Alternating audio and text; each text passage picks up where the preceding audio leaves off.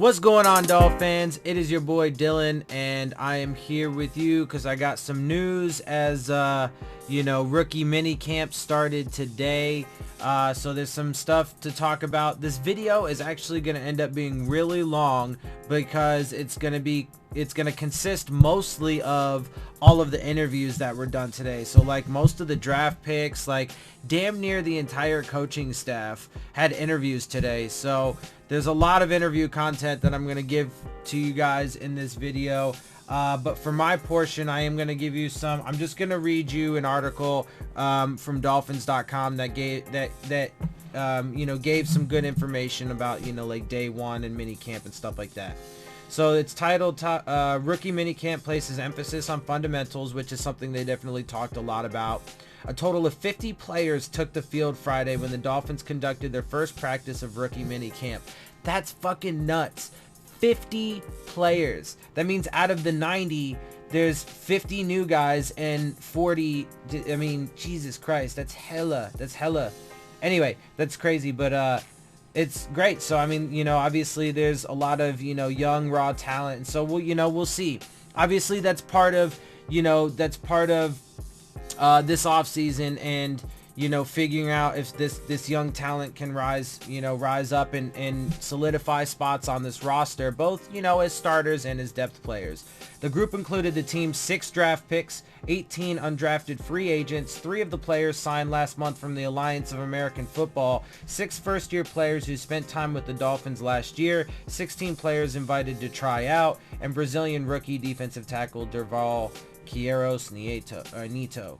Head coach Brian Flores said before practice that the focus of camp would be to focus on fundamentals. So there you have it. It was pretty much all fundamentals, a ton of individual drills and a little bit of work. So yeah, that was from Michael Dieter. Most of this though is actually just, or some of this is just, quotes too. So I'm gonna skip some of that because it's in their videos. Back to football for the rookies. Being back on the practice field was a welcome change after months of working out and preparing for the NFL draft. Those players of the rookie mini camp whose college team didn't play in a bowl game last season practiced for this first time since the end of November. For players like first round pick Christian Wilkins, it was a first practice since early January. Day one, you could tell from the start, he said definitely a little rusty, so on and so forth. But look, I mean, and so, Michael Dieter, the guard we picked up, I guess he practiced at left guard most of the day.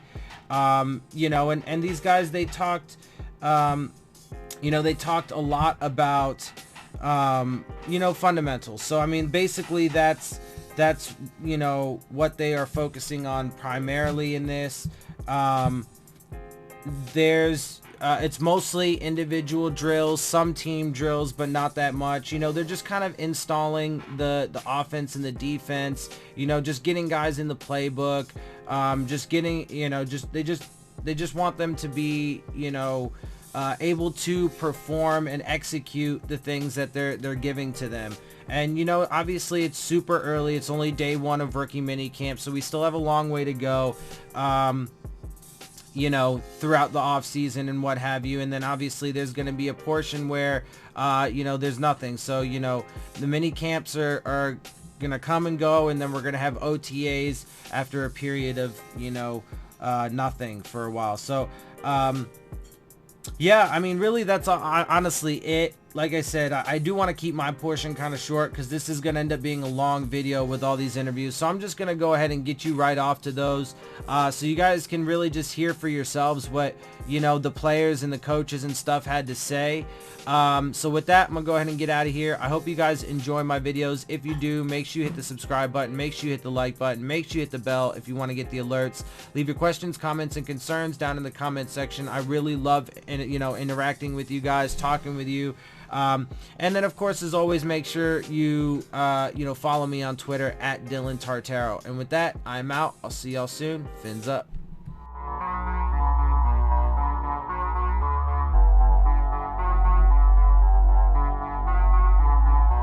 Good. It's not like Iowa, but something I'm gonna have to get used to, but shouldn't be too long before I do. Andrew, what is it that you bring to the table as a player? I feel like I'm very versatile. I can do whatever they ask me to do, all special teams, wherever they want to put me on defense. So I think that's what I bring. I can be all over the field. So. It seems like at Wisconsin you really thrived off doing a lot of twists and stunts. What is it you love about doing those plays and you see yourself doing that here? I think it's a lot to do with my teammates. You know, they set me up. They, put me in a good position to succeed. So I put a lot of credit on them. And, the coach at Wisconsin do a good job of putting you in a place where you're going to succeed. So I give them all the credit, and that's why I'm here. What does this opportunity mean to you from the start in college, going to junior college, getting in Wisconsin, and being here now? Yeah, this means a lot to me because it was a dream. And, to hear my name get called and have the Dolphins call me, want to be part of their program and their team, it meant a lot to me. I take a lot of pride in that, and just want to go prove to them that they made a good draft choice. What about this first practice? What do you think? I mean, with Pat or with the coaches, what was it like out there for you? It was good. The heat is not like Iowa, I can say that, but it's good to be out here and just be around the new coaching staff and just learn about them as well as them learning about me and what I can do well. Andrew, what's something about yourself that you think everybody should know? Man, I don't know. I'm kind of just a plain guy. I just like to stick to myself, and I don't like to be in the spotlight, so that's probably the thing. You had a chance to play at the stadium. You never played professionally. And a couple of years ago against the Hurricanes. Did you think at that time you might have a chance to do it? That was always an end goal for me, but I knew hard work and putting in the time was really that's the only way I'm gonna get there. So I knew I had a chance, and so that just drove me even harder. Hey, what is it about Christian Wilkins from the short time that you met him that really brings him and brings people together with him? Yeah, he's just a positive guy, and he wants to be here and he wants to get better. So he's always has a smile on his face from what I can tell, and that's just that's who you want to be around, and that's what this program's about, just caring for each other and being respectful.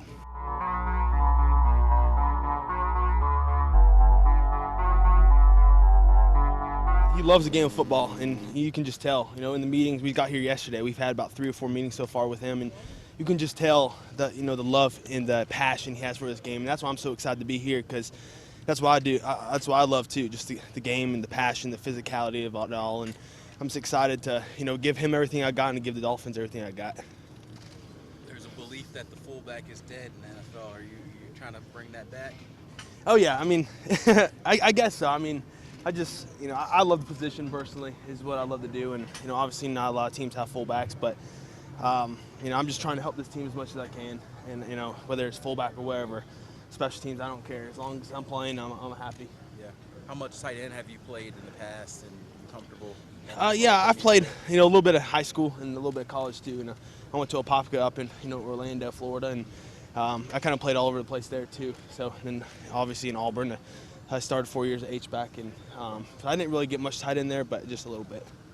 When was this dream born for you? When I was as little as I can remember. I was probably 3 or 4 years old, and I was always watching football on TV. It's like, man, I want to play in the NFL. And so it's a dream come true to be out here, and it's pretty surreal for me still. I kind of look around and say, dang, like, this is kind of weird. But it's amazing, and I'm just happy to be here and thankful for the opportunity.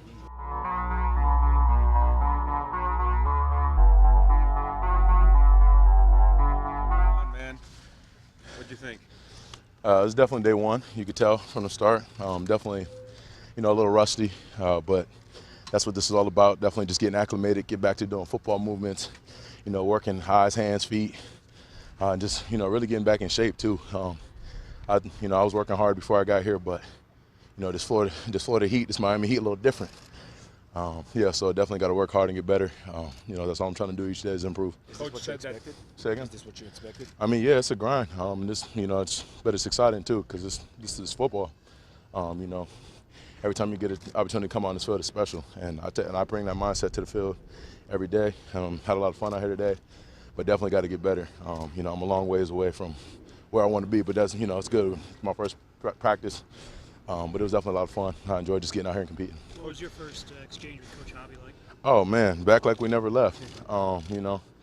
He's still Coach Hobby. Coaches hard, gets after you, but he's gonna make you a better player ultimately, and that's what I was most excited about. With coming here, just knowing that Coach Hobby's gonna get me to where I need to be as a player and as a man, and just challenge me in all facets. So I'm definitely excited just working with him again, and just all the coaching staff. Honestly, Coach Flores, Coach Grantham, everybody. Just excited to get working with them. Talking with him yesterday, we got the sense he's going to keep you grounded. He told us, like, I guess against Pitt. Oh gosh, why he got to bring up old stuff? First time we talked about it. Yeah, and Hendricks out here too. He reminded me as well. But yeah, definitely. Hobby will definitely do a good job of keeping you humble, and that's why he makes you better, because you're never good enough. He's hard on you at all times, but that's what's going to get you better and where you need to be. So it's definitely great. He'll keep me grounded, keep me humble for sure. Does it feel like the NFL yet, or is it all rookies and young guys? I mean, yeah, you could definitely tell the difference. I mean, it's still the best guys out here, better than the typical college level. So you could tell the difference in just the way the coaches are pushing you, and just an extra sense of urgency. I've always played with that, but just an extra sense. Just trying to be great, and just a sense of urgency, because this is what I worked for all my life. And now that I'm here, I'm gonna have fun, taking a run with it, enjoy every moment of it. I mean, there's never gonna be a bad day out here on this field for me as long as I can play and compete. So I'm just gonna have fun with it each and every day. Coach said that this is all about is a lot different than Coach Flores, Yeah. Career, Coach Hobby. How do they encourage you to be yourself here? Really? Well, no, that's a good question. I'm definitely just gonna continue to be myself, but in the realms of, and when it's respectful. There's a time and a place for everything. I love to have a good time, love to have fun with everything, but also there's a time and a place when it comes to this football stuff. Got to be locked in, got to be focused. Be myself when I can, but also, part of being myself is being locked in, focused, and trying to be the best. And I don't mean that with any arrogance. It's just, what my mindset is, and why I play the game and why I love the game. Coach said there's a lot of fundamentals going on, basically. But was your mind still swimming out there, like knowing where to go, where to be, and all that stuff? Well, I studied like as far as the playbook and stuff. I studied that and just had a pretty decent feel for the day one installs and stuff. So it wasn't, from a mental standpoint, from the install and stuff, it wasn't too bad. But definitely just the level of competition. It's hot out here. You're grinding. You're moving. Just a lot going on.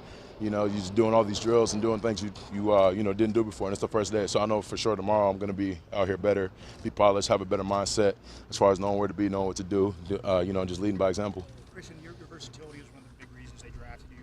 Where all did you line up today? I mean, well, I'll just line up wherever the coaches need me to line up, whether that's playing wherever on the defensive line, playing in the backfield on offense, don't matter. Wherever the coaches need me to play, I'll line up and play there.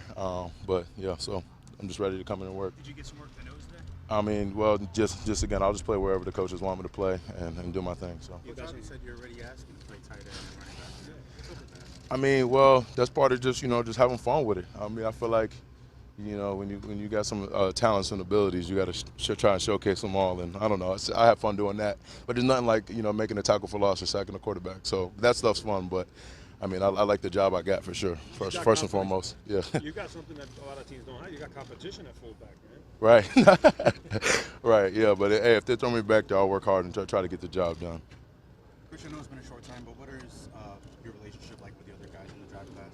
Oh no, I've already started to build a little bit of relationship. Within the week after we all got drafted, I reached out to them, just hit them up, congratulated them, just seeing how they were doing and everything. Just excited to get to work with them.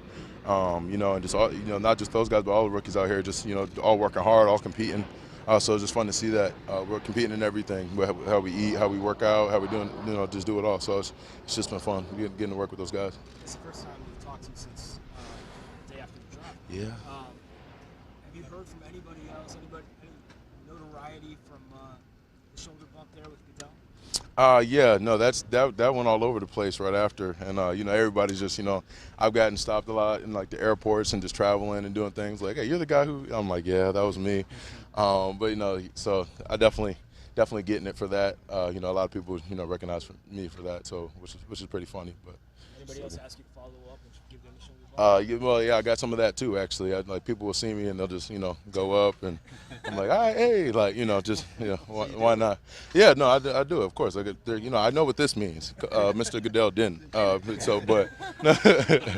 little softer though with those guys. Right. Yeah. He was pretty solid, and I'm keeping my word on that. He was pretty solid. My shoulder wasn't great after that. Yeah. Did you see the elevator, and what was your thoughts? Oh, I did see that. I mean, first of all, whoever did that worked fast, because that was like within I felt like hours after it happened, which was pretty cool. But that was pretty cool. I thought it was fun. It was pretty cool to look at. Yeah. You feel the culture yet here? Say again? You feel the culture? Yeah, you definitely get a vibe of that. Just, first of all, with Coach Flores and his leadership, just what he's trying to build and what he's trying to establish, you definitely get a vibe for that. And just all the coaches are, definitely following suit. They coach you hard, but I feel like they're also going to love you hard and, get after you and, be straightforward, straight shooters. I'll tell you like it is. I'll tell you what you need to hear, not what you want to hear. But that's all good because it's going to make you better as a person, as a player, and ultimately as a team.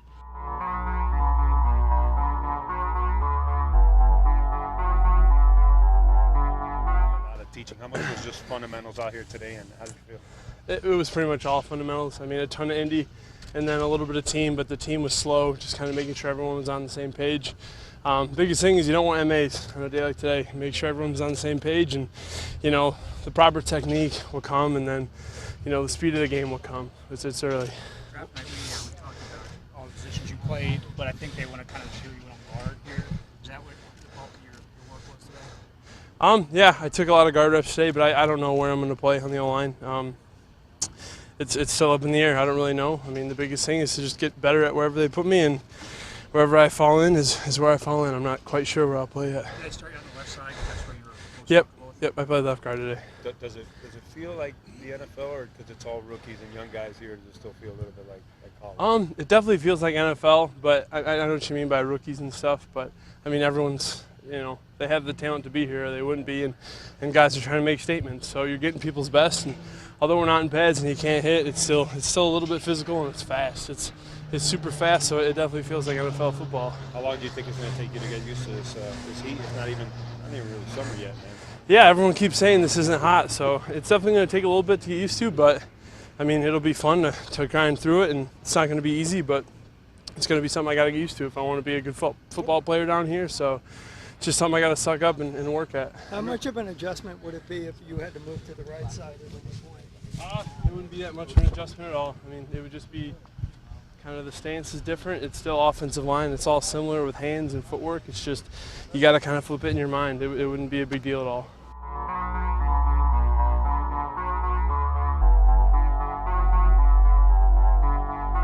Getting out here, getting back to real football after the last couple of months of just kind of working on 40s and stuff like that. But it's fun getting back into a playbook, learning a new scheme, and meeting some new dudes, me and my new family. Only about 50 guys out here, so plenty of reps. It's got to be pretty fast-paced. What do you think about the pace of practice? Yes, sir. That's what you want. You want as many reps as you can get, especially being new, like all of us are.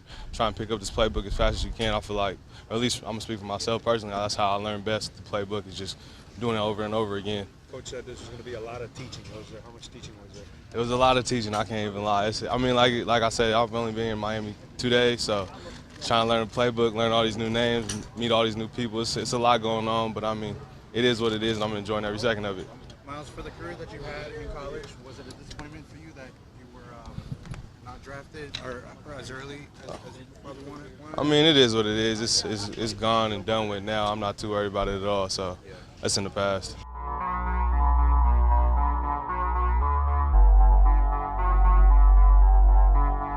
What do you see in the kid? In Chandler? Yeah. I think you love his enthusiasm, his energy. You see a guy that's committed. Having spent some time with him, you can tell that he's got tremendous work ethic. He's passionate about the game. He's smart. He picks up adjustments. I think there's a huge upside for him. Thank you very much. Good Yes, sir. Thank you. All right, Coach, how about Miles Gaskin? What do you see out of Yeah. Well, I mean, coming out of college, incredibly productive, with the numbers that he put up there at Washington. And just his flexibility and versatility, a lot of different things there. We're going to see how that translates to our game and here and what we're doing. But I think, a guy that's had that much production has got a great chance to be successful, too, at the next level. What do you want to see out of the young guys this weekend? I think you want to see how they come to work, the professionalism.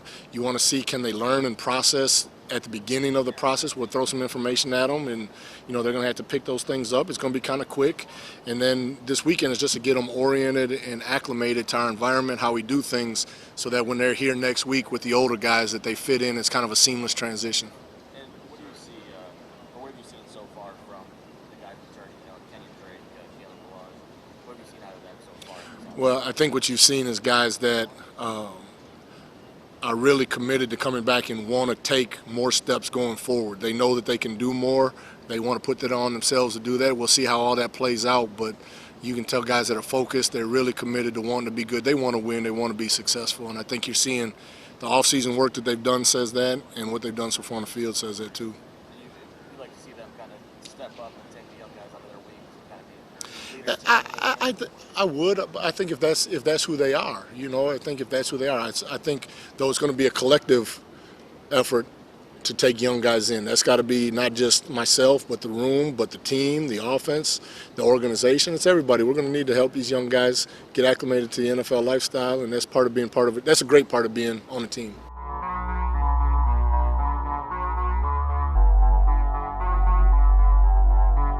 Tell us about some of the new guys in the room, especially Mr. Cox. Yeah, Chandler, excited to have him. He's going to be a part of our, physical presence on offense. So, a lot of the fullback blocking is tied into the tight ends blocking. So, for them to hear that and be on the same page, it's going to be a major factor in his progression here as he gets going. How is the room shaping up, even with the vets, everything for you? It's good. We're all learning about each other. I think that's the time right now, the off season. So,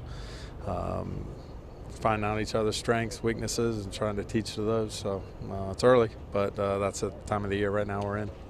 Both quarterbacks, Josh Rosen and Ryan Fitzpatrick, they have a history of utilizing the middle of the field, utilizing tight ends. When will you know how fast your group is in terms of progressing and developing chemistry? Yeah, I think for any quarterback, really, the closer they are to them, the receiver I'm talking about, they're always an outlet. So when the tight end's just three guys down the line, they got to get open. So that's part of our deal: get open, catch the ball. We'll see how much we're used. If it's not necessarily running routes, maybe it's blocking. So all that stuff ties in. The play action game. So we'll take it day by day and see where we're at the end of the spring, and then progress when it really counts with pads on in training camp. Mike Gesicki had a lot of playing time last year. What kind of development do you want to see from him going into year two? Yeah, I think it's a big year for him. It's year one to year two. It's for any second-year player. Just trying to see and use really what he does well. He's worked this offseason, asked a lot of good questions. So, it's meshing with the quarterback, finding his role on offense, and then improving that and taking it from there. He has a reputation as a long strider, somebody who takes a while to build up speed. Is there something that you can do or teach or implement that can make him work faster?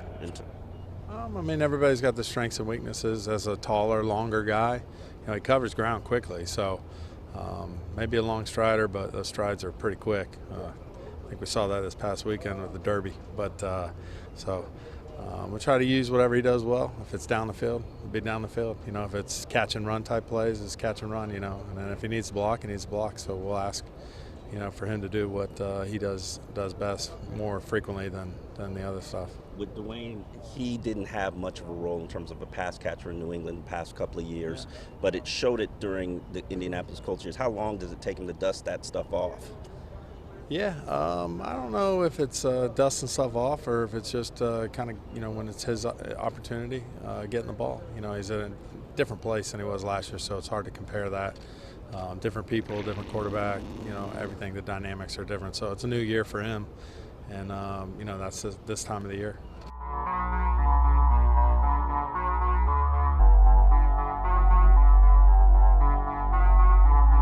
Question, but what are your earliest impressions of Josh Rosen so far?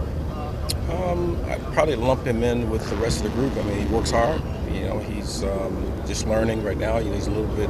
He came here a little bit later than the other guys got started, but he's working at it. Wouldn't you say, Jerry? I'd agree with that.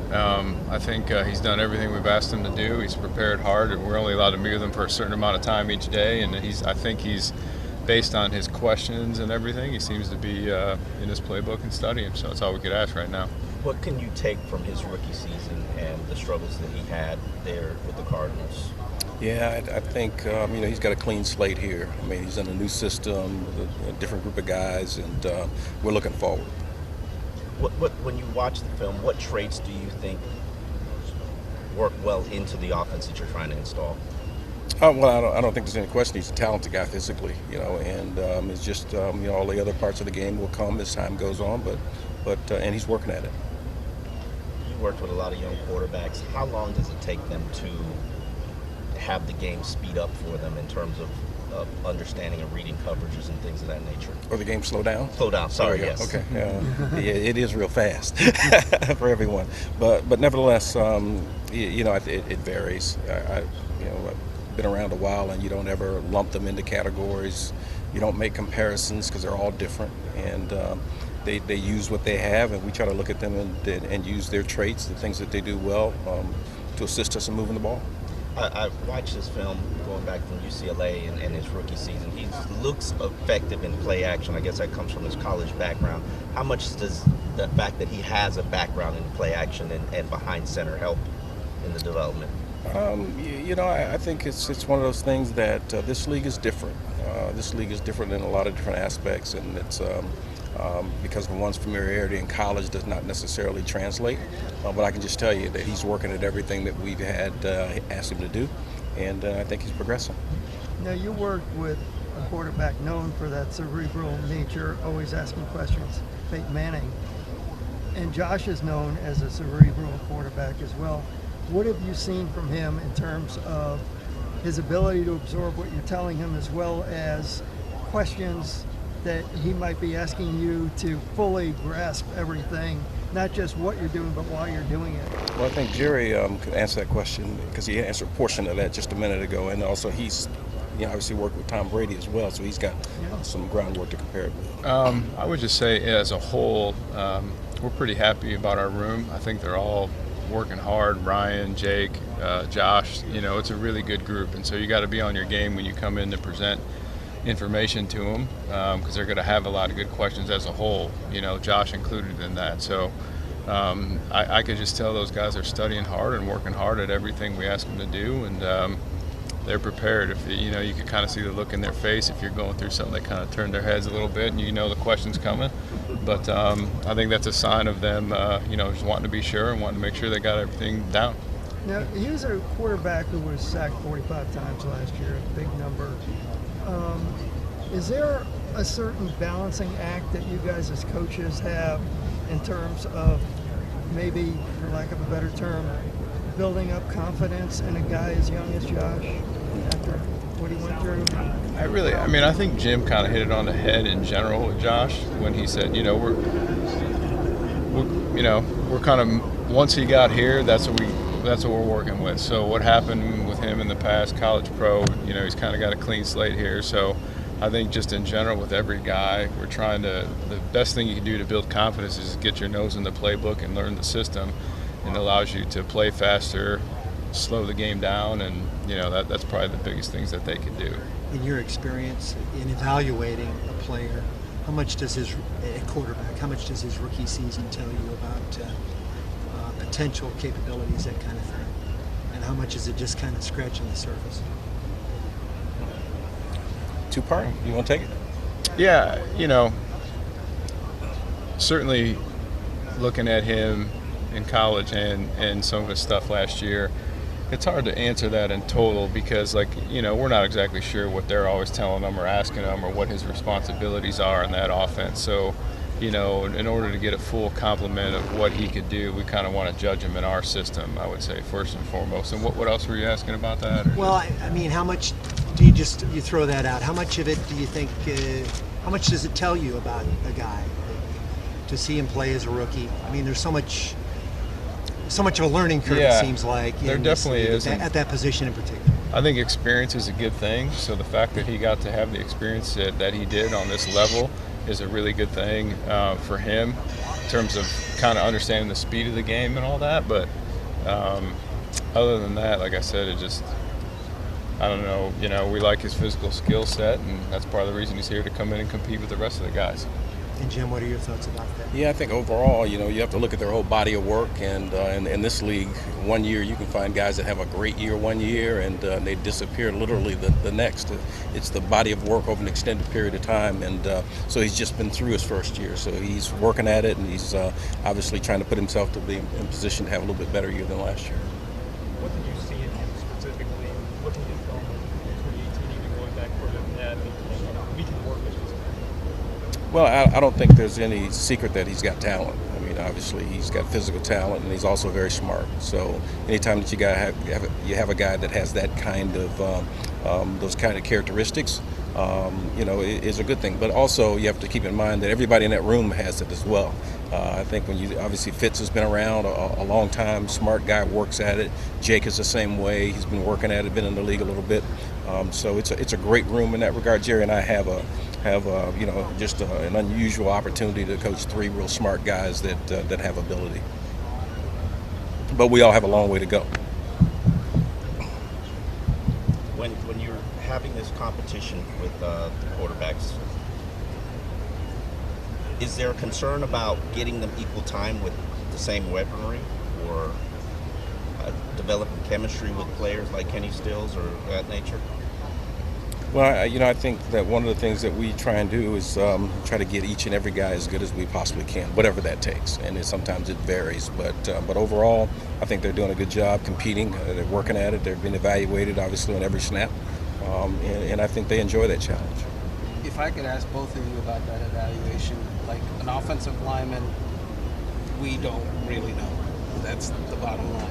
But a quarterback. Are you saying we because you used to be an offensive lineman, or no, we I don't as know. a reporter? Okay. I have no idea. There's stuff that they could be doing that I don't see. Mm-hmm. But with a quarterback, kind of everybody sees. Is it going to be as simple as whoever plays better, that's the guy, or are there other factors that you'll be evaluating to decide?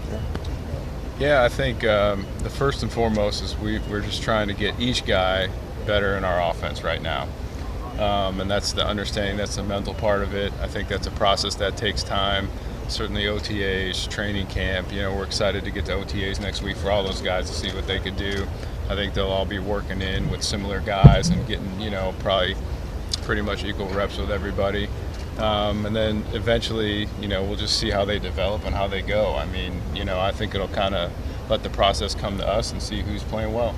And what role do intangibles play? Leadership, how guys respond to a guy, stuff like that. Oh, that's really all part of it. I think Coach Flores will take a look at that and make some determination. Chad will as well, as he looked at the guys that best reflect what we want to do and is able to get it done. The intangibles are important. All three guys obviously are quality people that are smart people that are very capable physically, and so we got a great group to work with. A lot of competition in that room. Both of you guys, do you guys go in with a plan, and then maybe you see something from a guy that, hey, we might be able to do some different things? I'm sure, like, before you picked up Josh Rosen, there was a certain plan in place for the offense. How much does it change depending on which guy's in there? I think right now, in this phase, especially being a new staff, we're really just trying to focus on installing the core concepts of our system, protections, schemes, run game, basic information, and so that's what's really important right now. And then as we get developing here in the next couple of weeks, maybe some of that starts to take shape, like this guy could do this a little bit, this guy could do that a little bit, and then we'll start to build it. That's probably more game plan specific, I would say. How far along? You've been around quarterbacks for a long time. Does anything jump Are you off? saying what are you saying about me? I got a lot too. When you first see a guy, just like, let's say like in Rosen's case, does something jump off right away when you see him? Most times with quarterbacks, you'll see something right away that you can say, okay, here's a different little niche. One of the things about the National Football League is the fact that you have so many different types of quarterbacks that play in this league, and they all have something unique about them. There's a uniqueness that I think makes a difference for them, and everybody has their own characteristics. As we mentioned before, just talking about all of the quarterbacks in our room, they're smart, they have physical talent, and they're working at really the core concepts of what we're trying to get taught and trying to improve and put themselves in the best possible position to compete. How far along are the quarterbacks in terms of learning their playbook, and Josh coming along later in the game compared to the other guys? Has he caught up, or where is he in that? I think he's in the process of catching up. He's certainly not caught up to everybody, probably quite yet. But I think we took the right approach with that. I don't think he's going to catch up in a week and a half time, but if we take a little bit longer view, hopefully by the next couple of weeks he's there, but you can certainly see signs of progress of that from him. Yeah, part of the reason I ask is I think I saw a reference where one of his teammates at UCLA said he learned the playbook in like 3 days over there. So. Yeah, I haven't seen that, but he's doing a good job so far.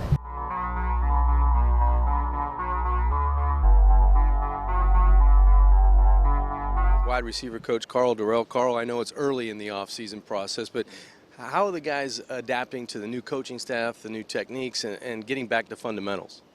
They're adapting really well, and I've been very impressed with my group in particularly, just because they're hungry in a way, and they're excited about the changes that have been made in our offense, but all of those things, whether the X's and O's aside, like you said, we're really harping on building a strong foundation with these guys. So fundamentals has kind of been the coach speak right now, and what we've been doing the last few weeks, and we start OTAs next week and going against each other, so that'll be another big step for us. But their attitude has been just tremendous, and you couldn't ask for anything better from a coach right now. Well, it sounds like you're excited about the group, and it's a group that seems like wants to take it to the next level. You still have guys that have experience, but yet they're not on the cusp of relying on what they've done in the past. Is that close? That is, you hit it on the button there. There are guys that, as you know, that are probably in their midway portions of their career where they can really start to take off and kind of get some name recognition, so to speak, or just to kind of, from their own personal standpoint, they just want more production, and which is fun. It's good to see that, and they're a hungry group. They get along very, very well with each other.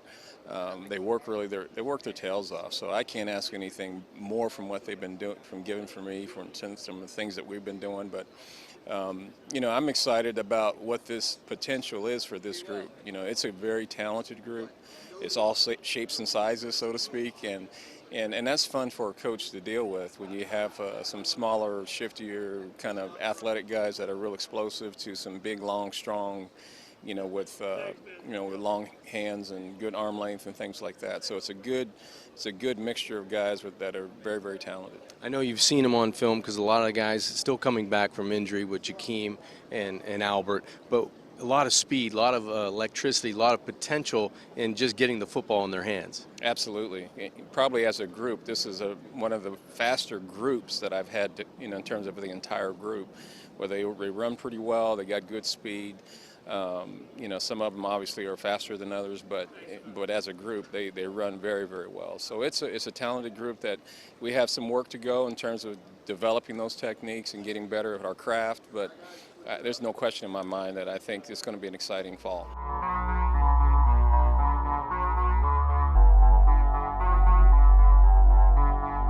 When Christian Wilkins is attacked? Well, you're always in the coaching. You're in the countdown.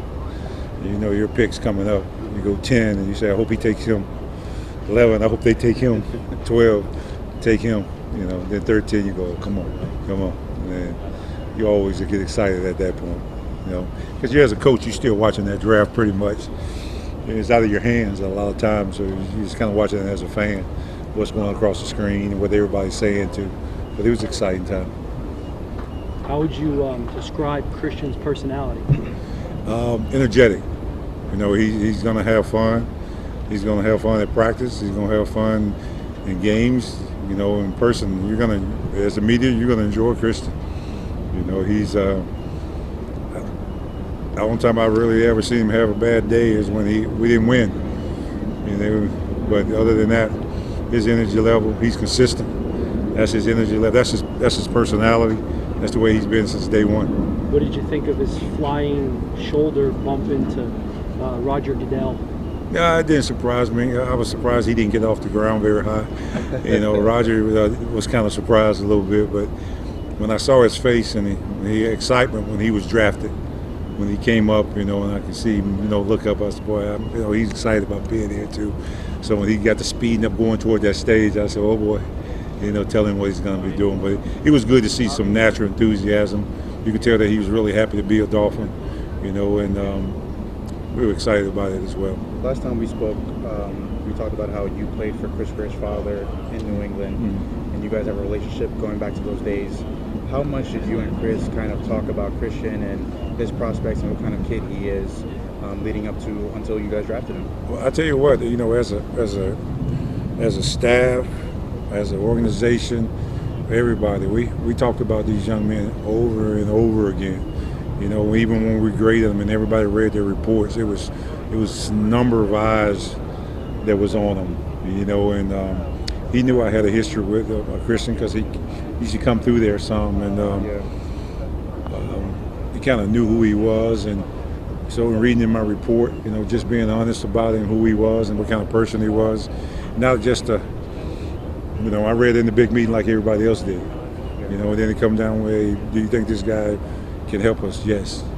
You know, do you basically put your name on him as a person? Yes. You know, it was all yeses. And, you know, that's what put it over the hump. What are his strengths on the field? He's got a big time football IQ.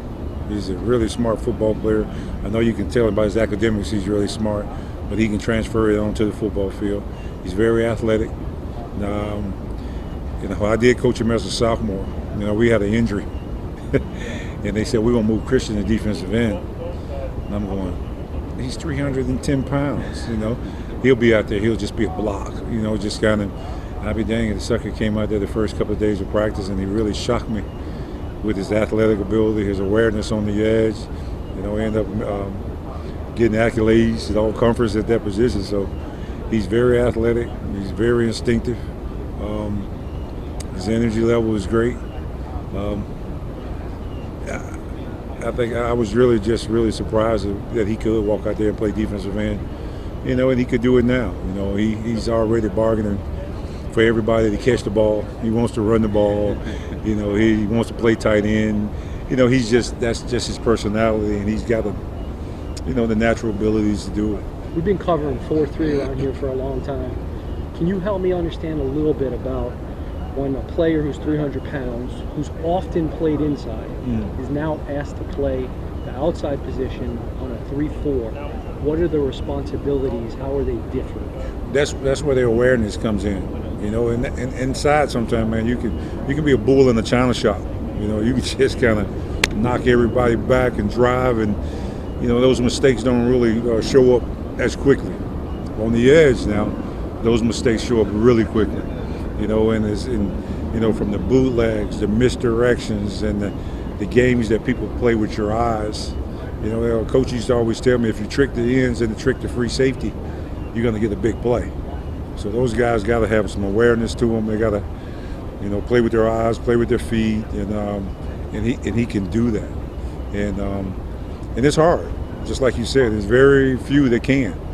It's almost easier to go from an end to a 3 technique than to go from a 3 technique to an end, just because of the awareness part of it. You know, now that the end might take a beating down in there, but the instincts from going inside to outside. When I start watching the film, again, not a coach, just layman's eyes, is it going to be hard for me sometimes to figure out, okay, there's a lot of movement, and this guy's inside in this play and outside in this play, and this guy's standing on this play and hand down on this play. How much confusion should I expect from myself? Well, that's what he's got to study. That's why coaches every week got to put him in those positions. You got to keep putting him in them positions over and over again, and you know, and don't give him too much. You know, he'll let you know, hey coach, that's enough. Overload, or you'll see that player starting to play slow. You know he's a fast switch player. You know he's active, and then you still see him play slow. You know, then as a coach you say, hey, we got to back off him because he's not playing fast. Might be a little too much for him. But then some guys, when you talk with them and they're nodding their head going, I got it, I understand it.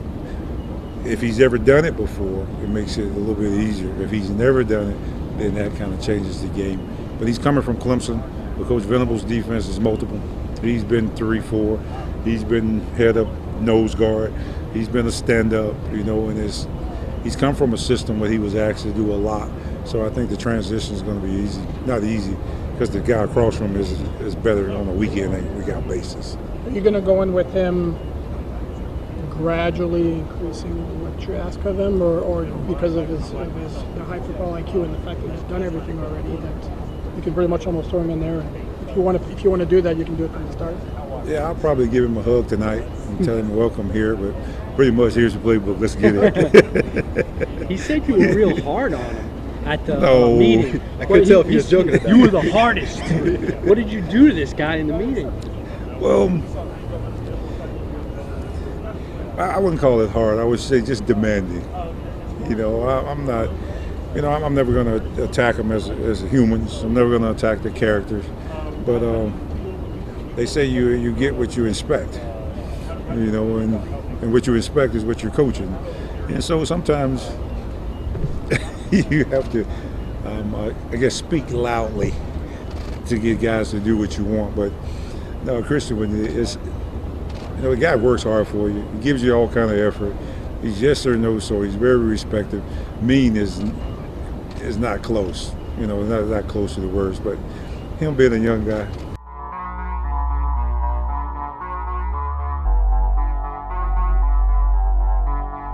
With the 2 draft picks, I'm really fired up. I had a conversation with both those guys the last 2 weeks, just check to see how they're doing and working out, make sure that they're running and, things like that to get ready for, this weekend. And really looking forward to see how those guys develop because they're both played a lot of football at really good schools, Wisconsin and Ohio State. So I'm fired up. What did you look for when you were looking at these college kids? What was one trait that you needed to have? Anymore nowadays, you really want to. A lot of college offenses throw the ball, so you want to find some guys that are skilled in run blocking, and you never get a lot of guys that they overall developed in both areas. So we want tough, we want smart, tough, physical guys, and that's what we were looking for in the draft. What do you probably obviously did some work with saw Jordan Mills, and I assume what do you see in him? Well, he's a veteran, and he's played a lot of football, and he's in Buffalo this past season, and when I being in and watching tape from week to week, you have a lot of crossover tape. So I had an opportunity to see him there. I think he's a good football player that has still, even though he's been in the league a little bit, he's got a high ceiling, and he can even get better at a lot of things he's doing. We're excited about having him. I mean, obviously he has to win the job. We talk about quarterback Rosen, but you want a clean pocket for this guy so you can actually evaluate what you have, I'd assume, right? Well, you do, and you'd have to. I mean, that's our first thing. I mean, we're going to be able, we must be able to run the football, get 4+ yards a carry, and then we have to be able to keep the pocket clean and protect the quarterback. Pressures are going to happen, hits and sacks. It's a bad words in our room. Do you have a vision for Dieter in terms of, because he played a lot of sports? Yeah, he did. We'll get him settled in one position. Where that is right now, we'll kind of meet on that tonight, see where we're going to start him. I would kind of assume it's going to be one of the guard spots. You don't want to move a young guy around too quick in too many positions because he doesn't learn the one position. It's going to be, as we tell him, the volume of the offense is a lot different than what it was in college. It's still football, but the learning part of it, and then the techniques that I'll be teaching, fundamentals techniques I'll be teaching, are going to be different than what he has learned. So we want him to start in one position, and then as he feels, that he's knows what he's doing in one position, then we'll work him on other positions. Be versatile. He is a versatile player, as you mentioned. He played a lot of different positions. He told us he was pretty left-handed in college. I think tackle and guard. He did. He played. Did he tell you that? Yeah. Yeah, he did. He played. He brought that to my attention when I talked to him on the phone, congratulating him after we drafted him. I just recapping. Watched him, but I took notice she just played left side. So that's all I played. But to get on the right hand stance is just going to be new to him at first, but he'll be fine. So do you think you're going to start him out on the right side then? We don't know. Okay. That's a good. I'm going to put him on the right side at some time. See what he can do, whether he starts there or he moves there. After we get a couple weeks under our belt here. I'm sorry. He also told us that if he had to play right tackle, it would take him about 3 days to learn the position. Yeah. Does that sound like something a characteristic of his that you? Yeah. Is that good or bad? Did he say that? I mean, I don't know. He's going to have about 3 minutes to learn the position is what he's going to have. But that's part of getting these guys ready to go. As I said, you start moving them around too soon, too fast, it all jumbles up in their head. So they got to learn a new offense. You want them to have a clear mind. to be ready to go with the snap count, the formation, the play, and that's a lot of learning for these guys, and especially the short time that we have in minicamp. So the challenge for you, I guess, is you got all these new guys. Some play multiple positions, at least they have, and get them in quickly to where you want them, so they can. Yeah, and you know what? That's a good point. And it really, you guys, over the years have asked me, how long does it take to get guys together to get that chemistry? And with the way the makeup of the NFL is, when you only have 7 active offensive linemen, you have to be able to have some versatility within the positions that they play. And then you also have to move them around a little bit in training camp. You have to try to find that right formula that's going to give you the opportunity to have success. Do you find yourself now, it's all new to you here, all the new guys shuffling mentally, okay, I could do this or I could do this? Yeah, because the guys that we've had thus far in phase 1 and phase 2 have done a real good job of learning in the classroom. And we've done that. Now, we haven't blocked anybody except for the couple days of minicamp, but they've been able to go from right side to left side, from guard to tackle, center, guards to center to guard. So there's been some versatility with that. Where do you have a right tackle right now? Right is wide open, and you're going to. Yeah, it's going to be open. I mean, Zach Stirrup's done a good job in the off-season program. He's worked his tail off in the weight room on the field. Now with Jordan Mills here, and drafting Isaiah Prince, you would think that the 2 veteran guys have a little bit of a step ahead of the rookie.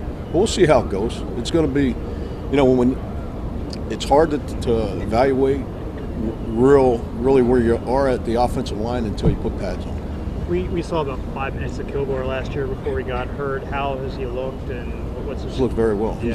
He's looked good. He's all his injuries past him. He's fully healthy from that, working well in the weight room and on the field. Since we last spoke to you, the team added Chris Reed, obviously you're familiar with. Yeah. What do you like about him? Well, Chris is he's the kind of guy what we were looking for with the Dolphins. He's a strong, tough guy with grit. That's what we're looking for Miami Dolphin offensive lineman. He fit that mold. Pat, doing something on the AAF guys that you guys have. Yeah. I know Michael Dunn is one of them. You had him in Jacksonville. Yeah. What can you tell me about him as a player and as a personality? Well, the Alliance League helped Michael because he was able to go play. And when any young player asks me about other leagues, in the off season, the number one the young guys got to do is they got to learn. They got to go play. Now you're in the practice squad, you practice them, but you're not actually in a game situation, and that really helps those guys. It probably compares to that I'm a little bit familiar with the European League, those type of leagues like that. But that helped Michael, and he's versatile. He's done some. He's never played center in the game, but he's done some snapping. He's done some snapping in the Alliance League. He's done some snapping here for us. And would you say that AAF guys have a better shot with the Dolphins because this is kind of a stripped down roster, or football is football and opportunity is probably football is football, but our roster is lean right now, and we're looking for guys to step up, right. And they'll have an opportunity, to step up and be the guy. What would a guy have to do to get your attention? Is it classroom? Is it little things? Is it details on the field? Well, first of all, it's details, because you need to be detailed to be a good offensive lineman, and then it's taking the classroom to the football field, taking the drill work to the teamwork, that type of emphasis, and then we really won't find out until we get to training camp and we put the pads on. Guys are different now. There's it's many stories about guys look good in gym shorts, and then you get them out there in pads, and that's they know these guys have been in pads before. They know what it takes.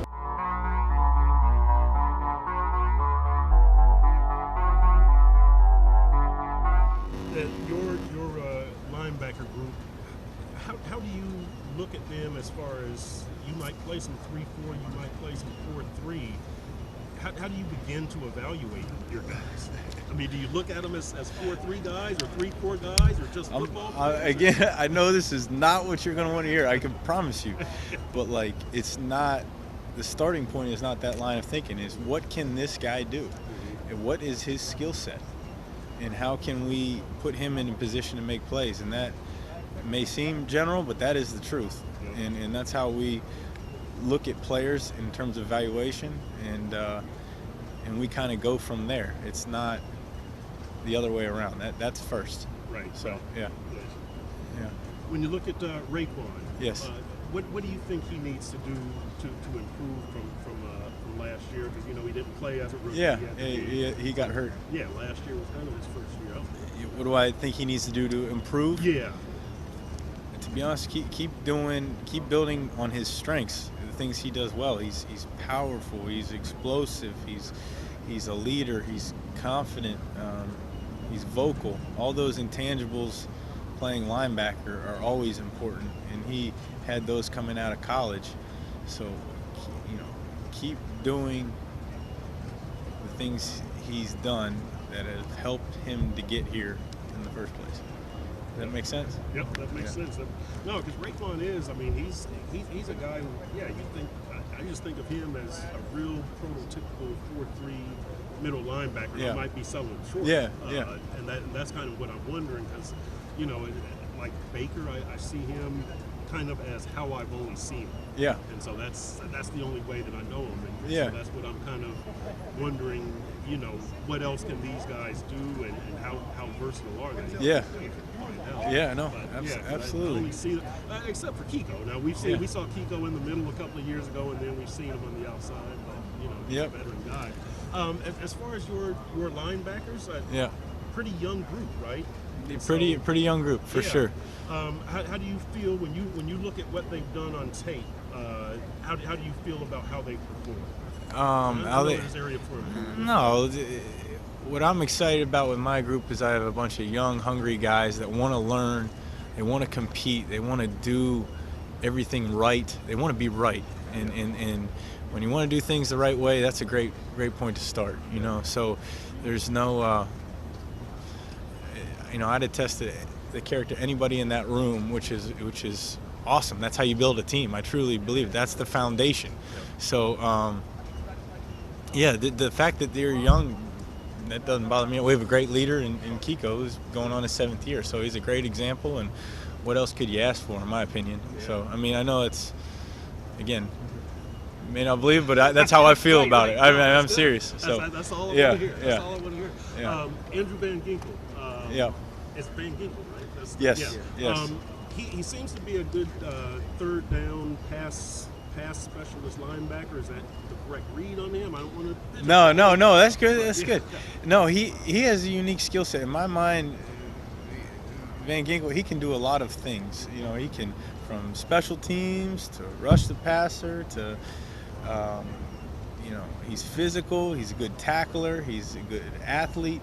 He does a lot of things as an overall football player, and as you know, as you can kind of catch on to, that's kind of how we look at him. He's a football player first. He's always around the football. He makes plays, and he's smart. And just like him overall and what he adds to the team. Yeah. All right. Yeah. No problem. Right. No problem. Real quick, can you go through the importance of being assertive to the linebacker crew, of saying the play call once they get it? Yeah. To me, playing in the NFL is all about communication, especially at the linebacker position. So, that's essential. So all those intangibles, not just communication, but the way you say things, you are the quarterback of the defense. So if you sound hesitant, people may not believe your communication, even though you may be saying the right thing. So it's all in your presence, your demeanor, in what you say. So, the way we'll say on defense, we're all wrong, we're all right. So if you say something, it may be wrong, but say it the right way and we believe it, and we execute it, then that's okay. We can live to play another down. So communication is essential for us. And do you feel, do you think the linebacker have an added pressure with linebacker coach, defensive coordinator coach linebackers, head coach linebackers at one point, I believe? Everyone kind of has a feel for the linebacker position. Oh, there's no doubt. They understand. There's one thing: they're going to get coached. They're going to get coached. They don't have to doubt that. That's a great thing. In my opinion, you're going to be nothing's going to go unseen. we're gonna get the best out of you. You're always being evaluated by first level, second level, third level. I mean, to me, that's how you be great. That's how you're gonna be great. So. And have you faced a situation in coaching where two teammates like Raekwon and Dillon have, they played in college and now they're here? So it's kind of like almost like a little brother. Yeah. They came here. No, absolutely. For whatever reason, off the top of my head, I can't think of one. I'm sure I have. I'm almost sure. But for how close they are in age as well, not just went to the same school, no, not that I can think of. And it's great. When you know somebody like that, there's a trust, there's a transparency, from day one when you walk in, because you know somebody. You know who they are as a person, first and foremost. So that's only a bonus for us. So. You have a new addition to the draft, what yeah. do you like about him in your evaluation? Again, I think I may have said this last time, but just that he overall is a football player first. He's always around the ball. He's a good tackler. Yeah, we can go through all the traits, but he's a productive, instinctive football player that's physical. All the things we say we value from a personnel standpoint, he is those things. He's tough, he's physical, he's athletic, he's versatile. In my opinion, what's there not to like? So.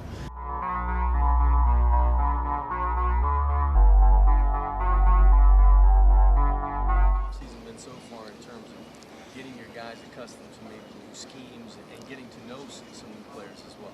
Well, it's going well. Guys have been energized. Fresh start for those guys. They've been practicing hard, they're studying hard, asking good questions. Not surprised by it, expected it out of them. So I'm not shocked in regards to that. But it's been good. It's been good. Personally, for you, how's it feel to be back in the same place? Coaching in the secondary with the Miami Dolphins and having new coaches around you to learn those personalities on the defensive side? No, it's the best case scenario for me. Obviously, don't have to move my family. That helps. Have a familiarity with the players that we have. So that's one less thing I have to learn when you move on, and just learning new things. So it's kind of like you get re-energized. It kind of locks you in so you can focus a little bit. You can't take the little things for granted. You can't assume that you know, because I'm learning along with the players that we have. But yet I have to learn at a pace fast enough where I can teach and instruct and motivate them as well. So it's been fun. Speaking of learning, how difficult do you think it was, and how do you think Mika could play so many positions as a rookie? Is that a credit to his athletic ability and his mental strength as well? Without question. It's probably more to his mental ability. All right, because I think the mental is the physical, probably 10 to 1.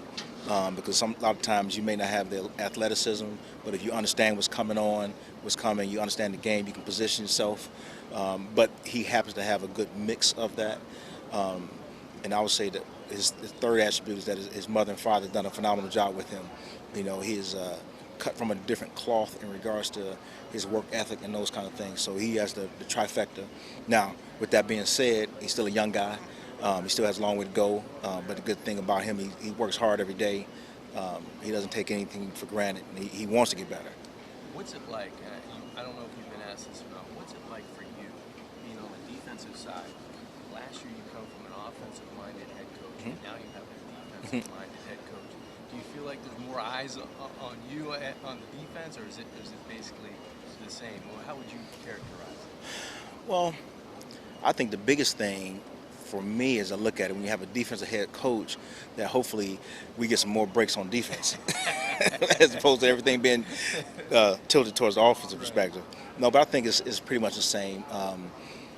When the season gets here, things may change a little bit, but as right now, Coach Flores is doing a phenomenal job of setting the culture for the entire building. So he's kind of sharing the wealth in regards to his experience and his presence in a whole bunch of different meeting rooms. So I haven't seen a difference just yet in regards to how much time is spent. They're both very, very busy. But I'm glad Coach is here, and just listening to the things that his expertise, his knowledge of the defense, and his vision has been refreshing as well. How would you say, Coach? I would, on a scale of 1 to 10, the importance of fundamentals and how he is stressed. It seems to me from the outside looking in, it's pinned at 10. All right. What is it like for you Well, guys? it's all fundamentals. All fundamentals. At some point, You're going to have to rely on your athleticism. It's not going to be a factor at some point in the game or at some point in your career. In certain situations, that you're not going to be able to out-athlete everyone or out-scheme everyone. It's going to be if your eyes are right, you get aligned correctly. If your eyes are right and you're playing with the proper pad level and the proper technique, that's what's going to get you out of tough times. When you get older, that's what's going to put you in position because you've learned the proper mechanics, the proper body mechanics, the proper progression with your eyes. I mean, it all goes back to technique, in my opinion. Now, I've been wrong before. I'm sure I'll be wrong again, but to me, it's technique, technique, technique, technique, because that's what's going to separate the difference between the good ones and the great ones. The difference between you knocking the ball down and intercepting the ball. That's the difference, and how fast you get there, and it all falls back on technique.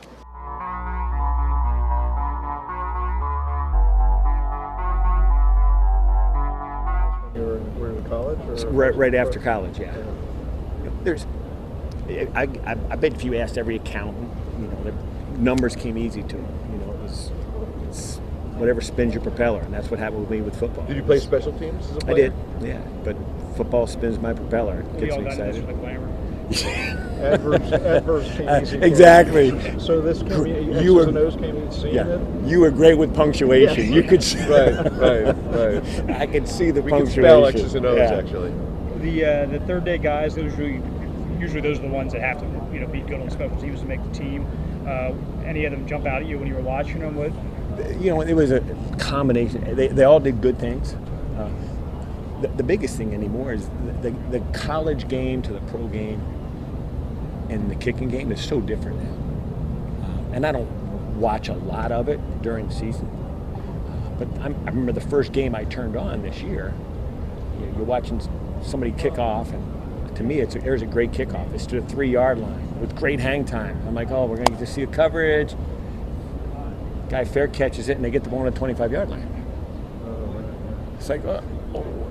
And the punt game has been different forever because of the sideline to sideline spread and the rollout and the rugbies and all the things to do. But at least you had a common denominator in the kickoff return game until this year.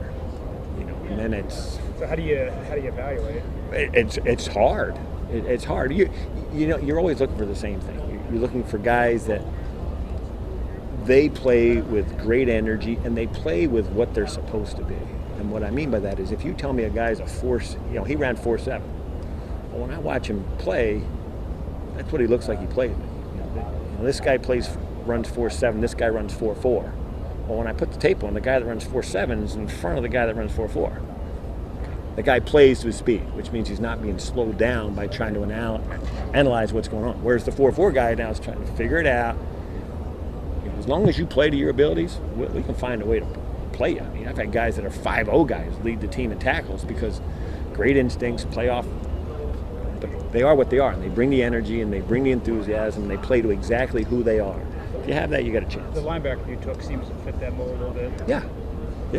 You got a little length, got some speed, and when you watch him run, you're like, okay, I would see him running this speed. Then you see the time speed. It's like, well, that's what he plays. As long as guys play to what they run, you're going to be fine because that means you're getting the most out of them. I worked for a guy years and years ago, and I still to this day go through the drill of, okay, what are we getting out of that guy? If we're only getting 85% of him, either we're not doing a good job as coaches, or he doesn't know how to give you everything he has. We got to figure that out, either as a coaching standpoint, or we got to figure it out and get to the player. I don't care who we are. If you're playing to 100% of your ability, we'll figure a way to use you and get something done. But if you're not maximizing what that player does, either as a coach or if he can't find a way to do it, you got to find another player. Are you a return by committee guy, or do you like to have one guy that you send out there every time? It all depends on the makeup of the roster. I've had it where it's been a designated guy, and it's always going to be that guy. And I've also been on teams where, based on the situation of the game, it's this guy in this situation, that guy in that situation. So it all depends on what we look like in 4 months. Right now, we haven't even cracked the book yet. You're excited to see him open it up a little bit when he comes. Oh, without a doubt. That's when I am excited to be on the other part. Yeah, he can move. Yeah, he's got great skills.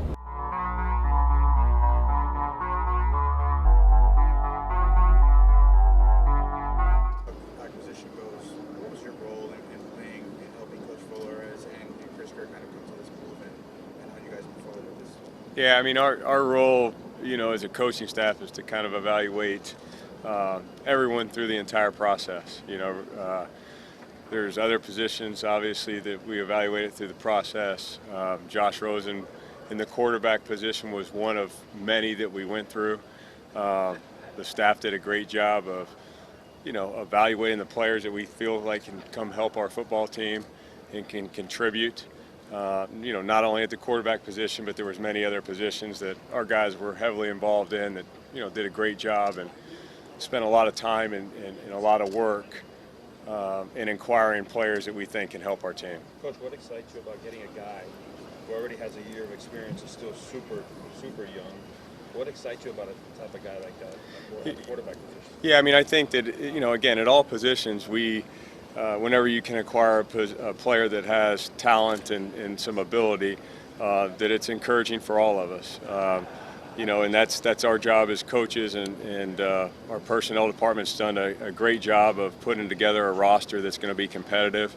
And I think it's important to add competition to the roster.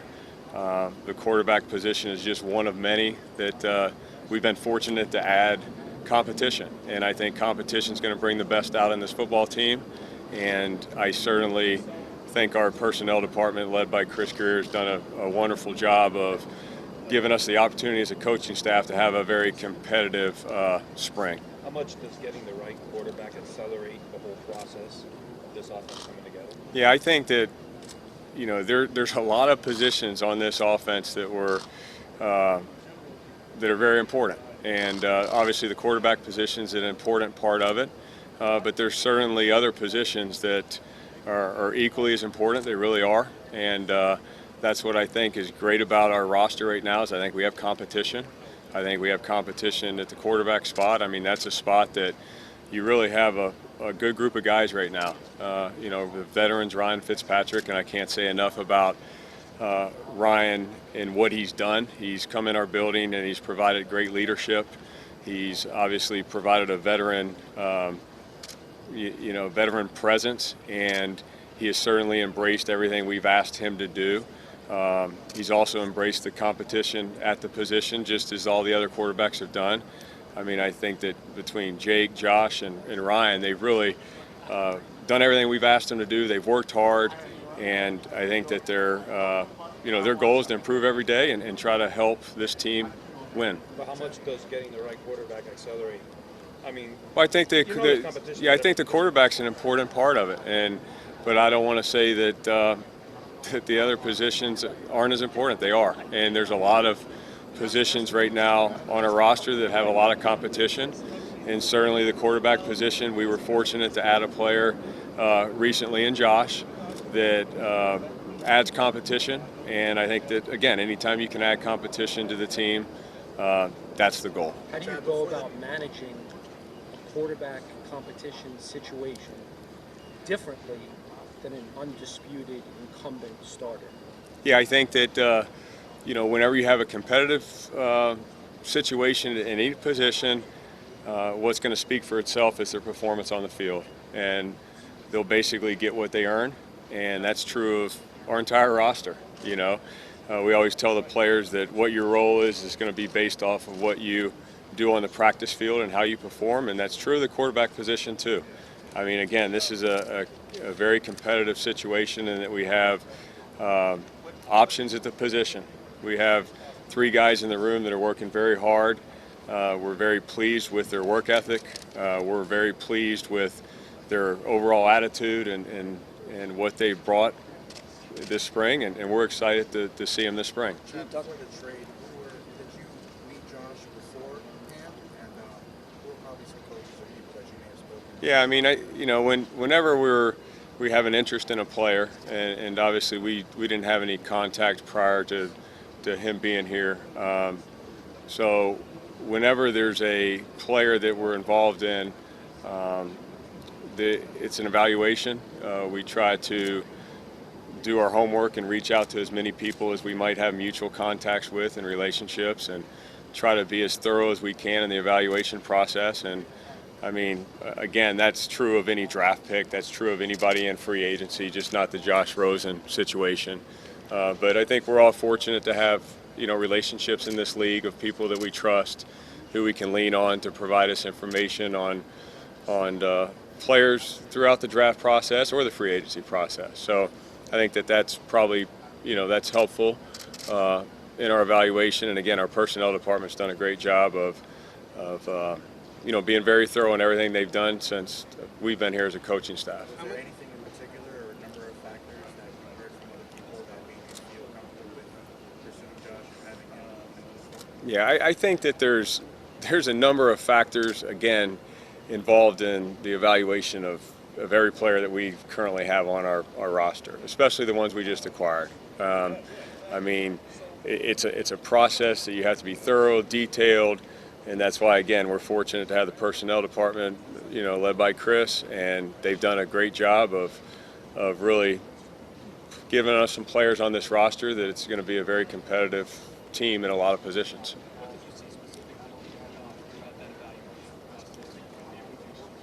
Yeah, I mean, Josh definitely brings some strengths. He is a player that's played in this league already 1 year, so I think that anytime you can acquire a player that has ability at any position and has played in the league and as young as he is, I think that's very attractive to us. Josh is certainly, within the short period of time that we've had to work with him, he's come in and really worked hard. He's tried to learn the offense as much as he can. He's done a good job in that area. He's got a long way to go, as do our players as we start in really our spring practice. We have a long way to go, and I think the goal for him is to work hard, put the team first, and try to improve every day, and no different than any of our other players. You're responsible for the entire offense, but how hands-on are you going to be with the quarterbacks? Yeah, we're very fortunate. We have a very good coaching staff, and we have a couple guys working with the quarterbacks that I think are really doing a great job, and we're very fortunate to have here in Jim Caldwell and Jerry Shaplinski. Those two work directly with Josh on a daily basis. They spend a lot of time we can spend with them. They spend with them as much as they can, and I can't say enough about their work in this area with this particular position. They've done a great job, and again, I'm very fortunate as the offense coordinator to have a great staff, and those two guys are doing a great job working with Ryan, Jake, and Josh. Chad, can I take you back in time a little bit? Sure. Your father was trainer at the University Yeah, of Miami. that's right. You were a kid playing football in the Orange Bowl parking lot? Yep, you got it. So, yeah. How old were you then? What do you remember about that? I never missed a game from 1979 through 1984 season. I didn't miss a home game at the Orange Bowl. My dad was the athletic trainer there for Coach Snellenberger and Jimmy Johnson for 1 year, so in 1984. So I have very great memories of being there on game day in the Orange Bowl. Were you playing pickup games Oh, in yeah, the parking lot? pickup on the grass parking lot, as we all know it, in the old Orange Bowl. So, how many kids? It was as many kids as we had on the coaching staff at the time, and we had a lot of, Clay Helton was one of them. He's now the head coach at USC, so his father was on staff at the time. So a lot of great memories from those days. It was really a great memory. I had an opportunity to go out to the Marlins game recently here, and just to be there where, the Orange Bowl was really a neat experience. And I have great memories of, this city, and great memories of the University of Miami and Coach Snellenberger. All those How old years. were you then? I was, call it 7 to 12. And what were your dreams then? The dreams was to be the quarterback at the University of Miami and play for Coach Snellenberger. But I only grew as tall as 5'11" and 3/4, and I went another path. So no, I have a lot of respect for the University of Miami. I have a lot of respect for Miami. I obviously have great memories of the Orange Bowl and great memories of the great players that kind of got that program started. I was fortunate to be a kid growing up at a time where I could wear a Jim Kelly jersey, a Kozar jersey, and a Testaverde jersey kind of all at once. So that to me is pretty special. It's strange how your life has evolved, and you're back here now. It is. I'm been very fortunate. You bet. Chad, a quick question. Just when you have a veteran guy, you Yep. have a second-year guy, how much does the offense change depending on which guy is there? Yeah, I think that the good thing about this offense that we've tried to put in place, it has flexibility, and it's always going to try to play to the strengths of the player. And I think that obviously the quarterback position is as important as anybody in the offense as far as their strengths and how they fit within the offense. So I think the flexibility in the system is really been helpful to us and is allowing us to identify what our team does best. And certainly we have 3 quarterbacks on the roster that I feel like all have strengths, and it's going to be competitive. But yeah, it definitely has a lot to do with, the offense, and the offense has a lot to do with the quarterback.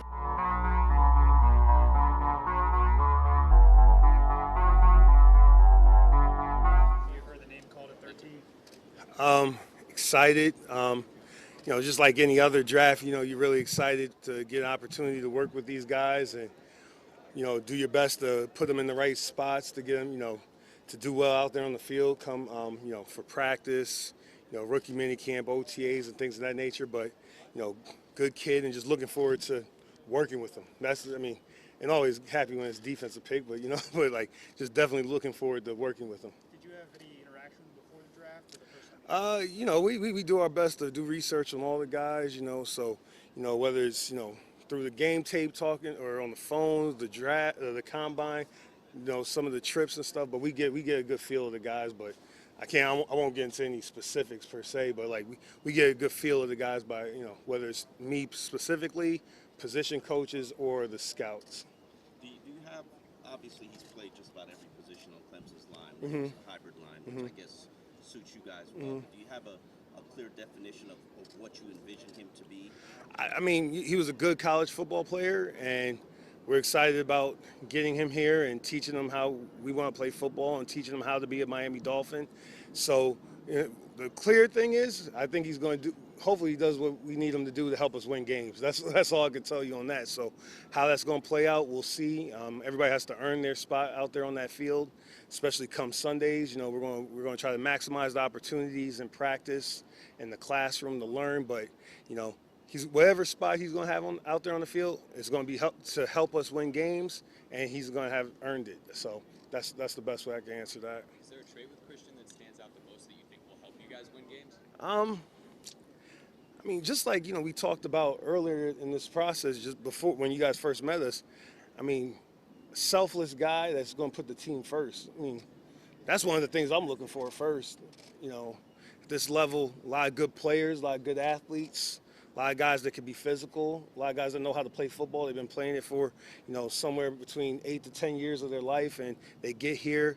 And what's the difference? The difference on the good teams I've been on have been guys that are selfless, put the team first. So, that's one of the traits that stuck out with me with him. What about when you saw him on film? What jumped out at you? I think you can spot that on the film as well. Guys that are willing to sacrifice, whether it's with certain games in the pass rush, doing the dirty work to free up somebody else, playing double teams. Those are all the things that as I'm watching the tape, before you meet the person, you get a chance to really truly interact with them. That's what I'm looking for. Is this guy a selfless player that's gonna, is he holding that double team when we need him to hold, when they needed him to hold it? Is he penetrating on the game when he's really the decoy? We're trying to free somebody else up. So you could see that on tape. And, he did a good job at all that stuff, Very, very versatile player for them, physical player, had some good athletic traits that we, obviously, that we look at and we like. So a lot of stuff stuck out on the film. But, again, we got to see how it transfers here to the league, and he'll have to earn everything on the field. Coach, in this look at me society, how tough is it to find? This what? This look at me society. Okay, look at me. Yep, okay. It's a different generation. How tough is it to find selfless guys that are going to do jobs So, like that? are you implying that I'm part of this generation? I'm not that young, but I do appreciate that. But you got to No, you know what it is. It's not just in your business. No, look at me. I'm not sure. I don't know. I've been coaching for 18 years now, different personalities. But the thing that comes down to when they come into the classroom with us, and from my experience, these guys all want to get coached. They all want to learn football, and our job is to help them get better. So, I think it's a privilege to be around these guys. They keep me young. I get to learn different slang and stuff like that. So I'm always excited to be around them. And the thing I do for them is the same thing my high school coach did for me. I'm honest with them. I give them correction, and then I let them know I'm going to be on them all the time until we get it right. So, and I think those guys all cherish that at the end of the day, whether it's this generation, the generations before. But so I mean, the kids are all the same still, to a certain degree. The challenge of this roster is there's not a lot of veterans. Mm-hmm. But there ain't a lot of seasoned veterans. You know what? The production on the field, that's the thing that we cherish most. So, whether you have 12 years in and nobody remembers last year anyway, nobody cares. As long as you're productive within the moment, that's the stuff we cherish, and that's the stuff that gets rewarded. Patrick, I know you can't address every need in the draft, but Mm-hmm.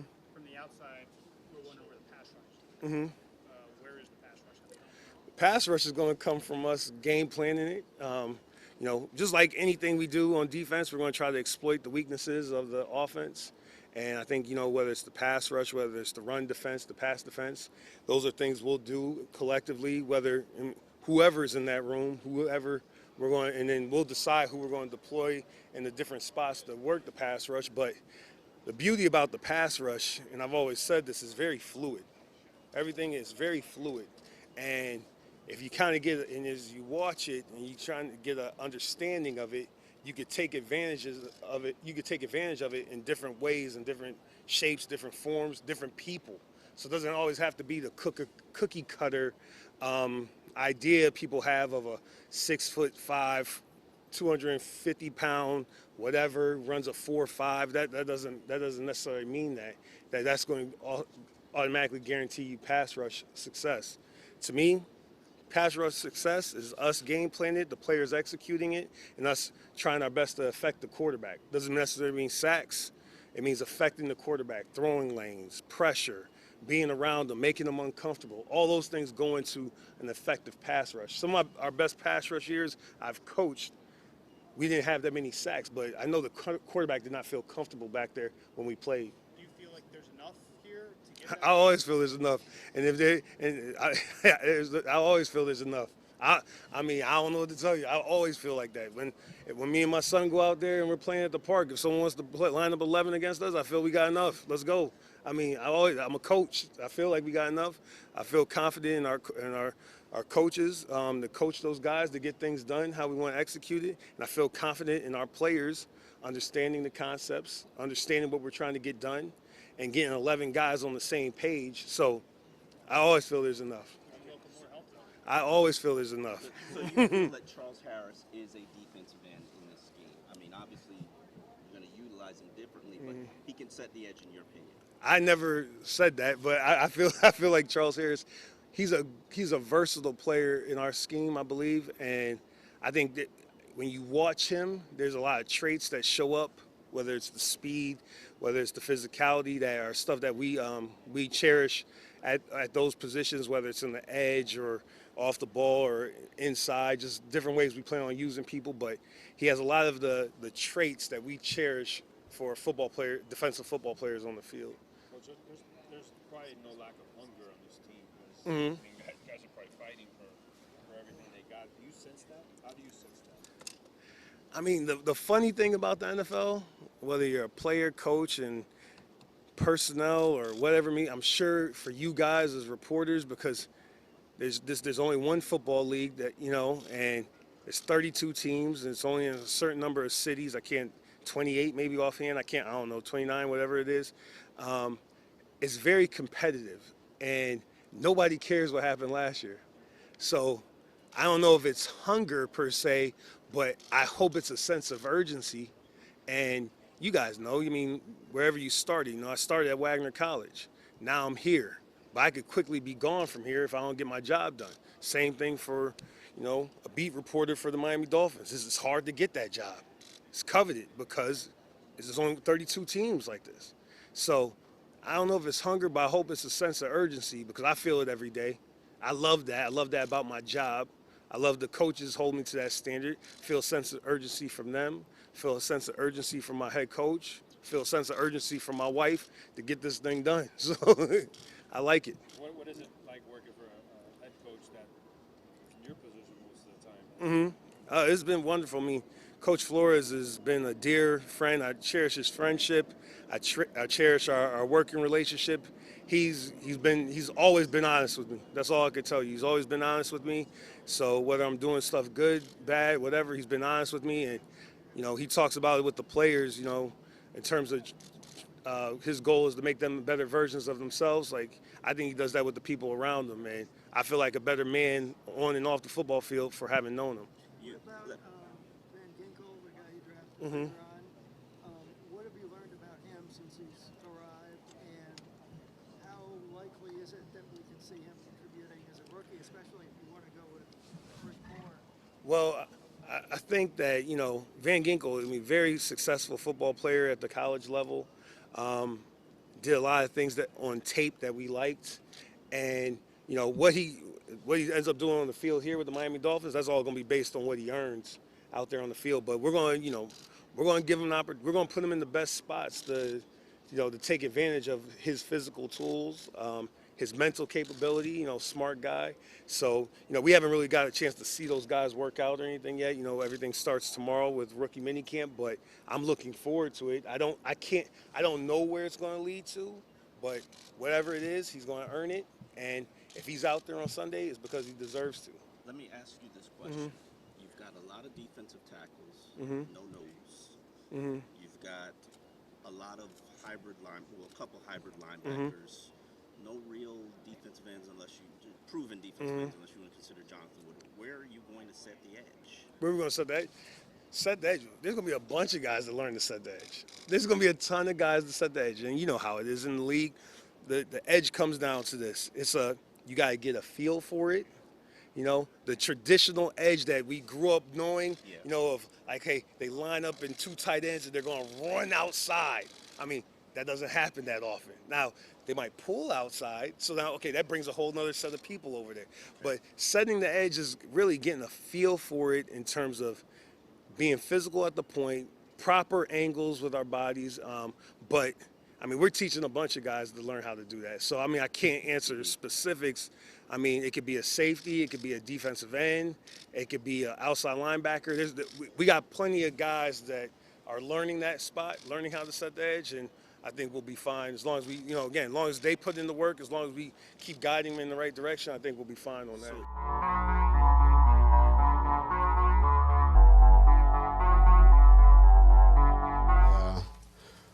Obviously a very good player, but he's a leader in the locker room. I think he works hard. He does a lot of the things that are core to what we see moving forward, and we're excited to keep him and have him here for a while. What kind of message do you think this contract sends to the rest of the players in the locker room? I don't think it really sends a message. I think every kind of situation is case by case.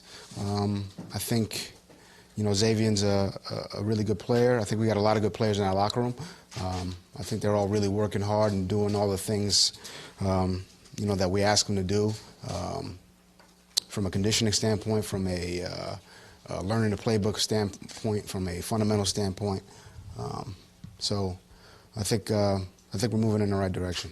Obviously, we saw a lot of good from him last year. Do you think there's still another level of his play? I think that there's always room for improvement. For every player, for every coach, for everyone within the organization. So I think there's a lot of room for improvement from Xavier as well as the rest of the group, offensively, defensively, in the kicking game, the coaching staff. We're always on a quest for improvement. When you reviewed all of Xavier's film from last year, what stood out to you as his on-field strengths? He's got good length. He's got good strength at the line of scrimmage. He's got really good ball skills. He tackles well. I think he's just a good overall player. Again, he doesn't have all the answers. He's not the perfect player. I don't think there is one. Obviously, it's an imperfect game, but he does a lot of things that we like, and he's a team player. That's one of the things that's as we met and talked. he's definitely those things. Before I forget, I didn't. The last time I talked to you guys, I failed to thank the scouts and our area scouts and our scouting department after the draft. I think those guys did an amazing job. They work hard. Those guys are on the road. They're doing, they kind of gets lost in the shuffle, kind of the things that they do. And I just kind of wanted to kind of show my appreciation, for that group. And I forgot to do that before, so I'm doing it now. Jordan Mills, why was his addition to the roster important? We looked at after the draft, and we kind of reevaluated what else was out there. We saw Jordan, and obviously I know him, and this organization knows him from playing against him, in Buffalo. We just saw an opportunity to add a veteran player who has some experience, and thought it was a good move for our team. We're going to see over the next few months, obviously, a lot of position battles. Quarterback's the one that's going to get the most attention, obviously. When you're evaluating quarterbacks, two guys that have an equal chance of winning the job, what do you look for? What are the most important things that one of these guys has to do to win the job? I think you hit it. There's going to be competition really across the board on this team, and I don't think that there's any way to raise the level of a group than to create competition. So we're going to do that here. As far as the quarterback position, like every other position, there'll be competition there. But in that position, we're looking for leadership. We're looking for obviously accuracy. We're looking for someone who for the most part can lead the team and put together successful drives and put us in good position, in the run game and the pass game from a protection standpoint. So there's a lot that goes into it. It's a leadership position, and there's going to be some competition at that position for sure. If Ryan Fitzpatrick wins that competition and then wins it every week until the end of the season, you're good with that? The best man, yeah. If he wins the competition, absolutely, I'm good with that. I think that would be what's best for the team and best for the Miami Dolphins, and that'll be the same at all positions. If we feel like we're going to play the players we feel are going to help us win games, that's what we're going to do here. That's at all positions: quarterback, running back, D-line, all positions. What would that do for an evaluation on Rosen? Well, thankfully we get to evaluate him every day in practice. You guys probably don't see that, but we do. So I think that's, a good enough evaluation for me. Probably not for you guys, but I think that's football though. We get to evaluate him every day, from an individual period to a group period to a team period. And all of that counts. So, I think you got to earn your right to play, just like you got to earn the right, to write articles. You got to earn the right to coach. So, to have it any other way is, I don't think that's the right way to do things. Brian, what's impressed you about Christian Wilkins since he's stepped foot in the building? Christian brings a lot of energy into the building. He's a fun-loving guy. For me, someone who's pretty straight edge, he brings. Let's call him he brings energy, good energy, in a good way. It's something I like, and but at the same time he works extremely hard, or he has worked extremely hard. Really, I would say over the last 24 hours, and he's working, he's asking questions. Did a good job on the walkthrough. So. I'm excited to work with him. We as a staff are, and he's got an opportunity to. Well, right now he's got to earn the respect of his teammates. He's got to obviously learn the playbook. He's got to understand how we practice. All this is new for all these guys, so we're not gonna, throw a bunch of expectations on him. But we're excited to work with Christian. Coach, Christian kind of reminds me, not as polarizing as maybe Gronk was, but it seems like his personality has the ability to galvanize teammates on this team. How do you let Christian be Christian and have his personality kind of shine through? Well, I think we're going to let each player be I want each player to be who they are. You know, again, I don't want to put that on, you know, this kid this early. You know, he's yet to step on the field and practice. So to say he's going to be a leader, I mean, does he have the potential? Yeah, a lot of our guys have that type of potential. I'm not going to put that on this kid. I think he's got a great personality. I think he's, you know, shown leadership, you know, in his past. You know, is it there? Yes. Or do we expect him to be captain of this team this year? And, you know, no. I mean, I'm not. We're not going to put that on him right now. Right now, he needs to learn the playbook, earn the respect of his teammates, go out here and, you know, set foot on the field first and foremost, and then we'll take it from there. Coach, what's your time frame on installing the offense and defense? Has that already begun? Is it more training camp? How does that work? They gotta get into my. No, You I know. just want to know. Like, it's already begun. Well, yeah, we've got some of our basic install in right now. I don't know if I want to give you my timetable, you know, as we move forward here. You know, I don't want to give away any tricks of the trade here. But yeah, we've started the install. It's really basic with these guys. I mean, they got, you know, they don't know. And these guys are trying to find out where the locker room is, where the cafeteria is. So a lot of basic information for these guys right now. How intense, I'm sorry, forgive me, this rookie camp, the rookie camp, how intense do you want it to be? And forgive me, what kind of drills can you do, you hope to do? I mean, we're just going to work on basic fundamental technique. And that's the focus. This is a teaching camp. That's the focus of this camp. We want to, you know, get these guys, you know, up to speed on what we do from a fundamental standpoint, offensively, defensively in the kicking game, from a basic information, basic install standpoint, offensively, defensively in the kicking game. So obviously it's a non-contact camp. We all know that. So, you know, we want guys off the ground. We want them, you know, no excessive contact. I mean, we've talked about that already as a, you know, as a group. But I do think you can get a lot accomplished. I think, you know, to get, you know, 11 guys in the huddle, you know, quarterback center exchange, and get going with the communication and those types of things, really in all facets, I don't think you can't replace that. I know it's important for all your offensive linemen to be cross-trained, either left, right, or guard, tackle, or center guard. Yeah. What is the vision leader? Is he a guy that's going to have to learn both sides, or is he a guy that's going to focus primarily on one side? You know, that's my first response is I think he's going to have to. Versatility is obviously big for us, and really big for every team in the league. You know, you want to start a guy in one spot, but I would never say, hey, it's just going to be this. So we try to teach him the entire concept, really all 5 positions. And he's a guy who's played multiple spots in his career.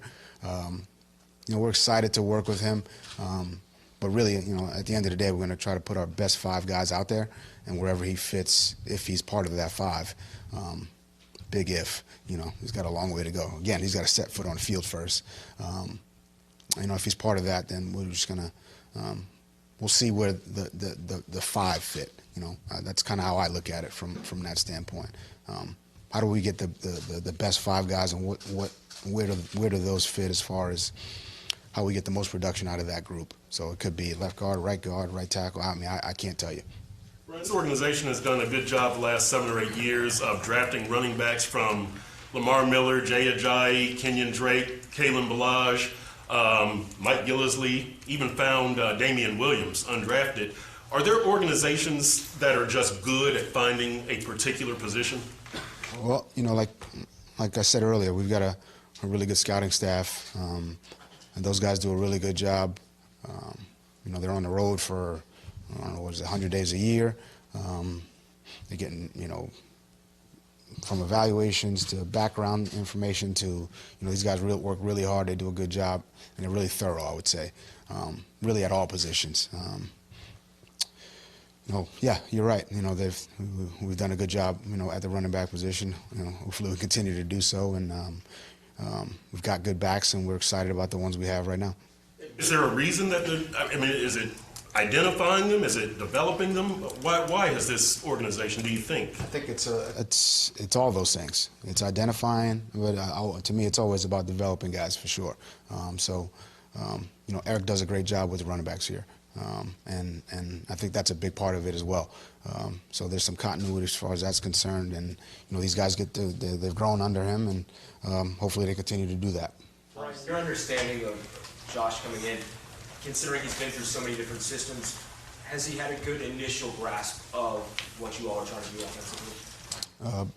I would say so. He's very bright. He's really he's really studying the information and trying to get it all down as quickly as he can. But he, Fitz, Jake, the three of those guys, they're really working to become leaders on this team, to lead the offense, that's in all facets. That's in the huddle, that's inside the building, that's in the meeting rooms. I think all those guys are doing a really good job. And Josh, obviously just being here a couple weeks, he's done well. I would say. I think he's done well. But there's a long way to go.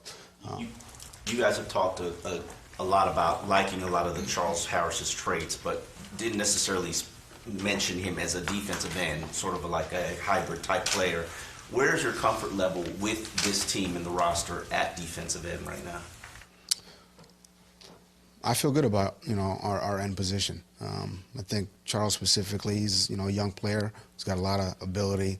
He's another guy who's working extremely hard to learn the different facets of the defense. I think